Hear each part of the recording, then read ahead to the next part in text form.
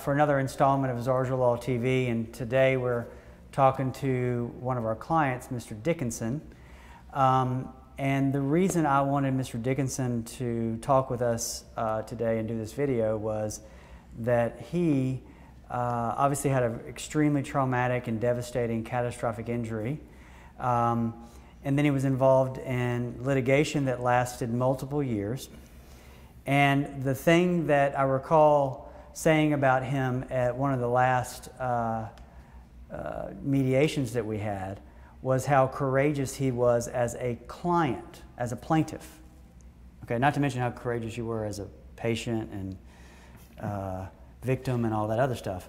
But specifically, the courage it takes to do this litigation process.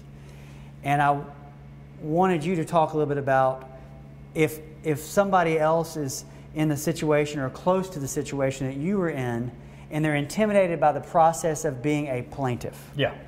And then they get involved in the case and they start getting things like offers of judgment. Mm-hmm.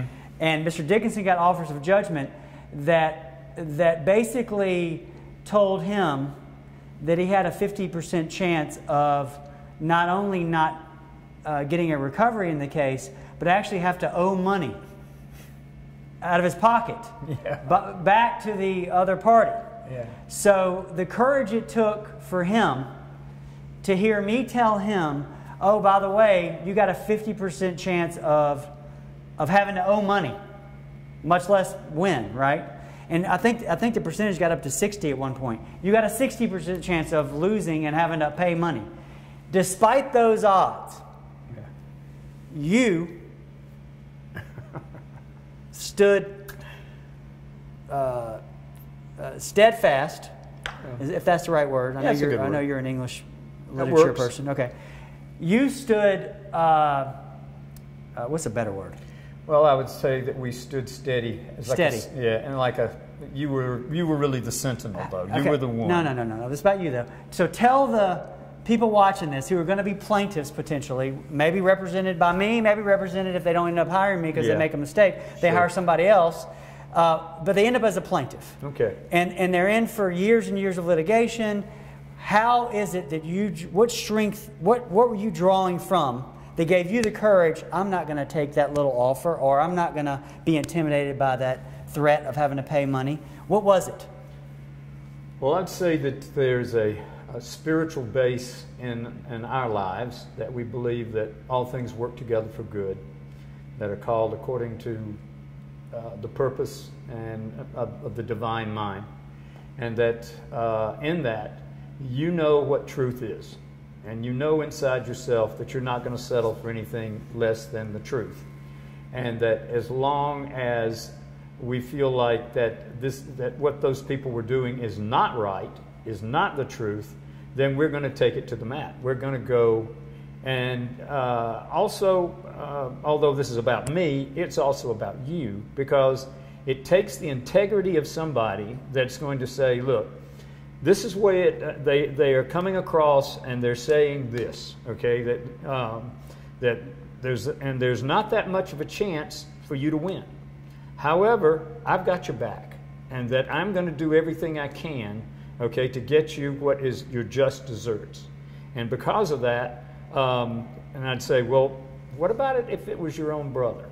And he said, well, and if it was a client, I might tell them one thing, is that maybe they should settle because it looks bad. And he said, but if it was my own brother, and knowing him like you, and said, then I would say, I think I would go for it. I would go ahead and not settle, because it's just that these are not treating you right. These people aren't treating you right, and that you're willing to take it to the mat, and willing to go that extra distance. You know that you've been through the trauma. You know that you've withstood all of the physical adversity, okay, and psychological adversity. And that even though you have to travel back and forth, you've said you're willing to do that. So because you're willing to take it to the nth degree, you know, that if you're willing to follow it out to your heart, then do it. Okay. And so I think speaking to people is that, first of all, you've got to believe in your attorney.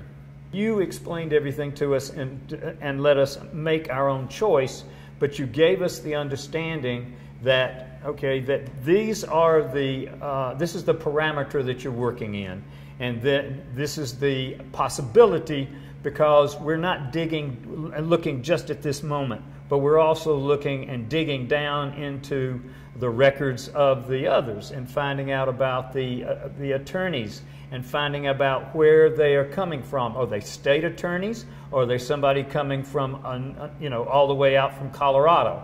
And so finding out about the historical aspects of it, finding out about the psychological aspects of it, and weighing out, as a good judge and juror would do, is that you weigh out the pros and cons. And you presented all those to us, and that if you know that you're not being treated right, then you know you have to stand your ground. But I have to tell you this, as a lawyer that has many conversations with many clients, a lot of them crumble in those conversations. A lot of the clients, they hear me say 50-50, 60-40, you may have to pay money, and then they say, well, I don't want to take that chance. So that I'm asking you again, and I think you gave me part of the answer to that, because you said you had a spiritual center. I get that. You also said right and wrong, and you felt like you had the right cause, they had the wrong cause. Well, there's a moral imperative. Okay, moral imperative. And then if somebody is in this situation and they're told by their lawyer, me or somebody else, look, you got a chance of losing, you got a pretty good chance of having to pay money, and they hang up the phone, they say, give me 24 hours, you just did that, right? And I didn't even bring up the fact that not only did you have a catastrophic injury like this, but you were also litigating from how many miles away? Well, it's Okinawa, so it's about almost 20 hours away. And you would tell me, in order to know what time it is to call and talk to you, just change the AM to PM and add 2 hours. 2 hours, right. So it's 14 hours every time. Right. So I usually talk to you in the very early morning or the very late evening. Right. And so it was challenging for you not to even be in this continent. True. Right? And to have all this going on, your future on the line. And you just would tell me, you know, okay, well, let me think about it and I'll let you know something. What was it you did during that 24 hours that gave you the, that convinced you that you were making the right decision? Would you meditate? Did you pray? Well, What'd you do? let me, all right. My father was a congressman in Washington, D.C. He was the ranking Republican on the Armed Services Committee. I mean, he was a Republican, which is a big difference now. Anyway, but the most important thing is that he would always, our coat of arms says to be rather than to appear to be. Esse quam videre est. To be rather than to appear. And so he always spoke and he lived a life of integrity. And so my family has always believed that you do and live with that integrity. And wherever it takes you, you have to follow that.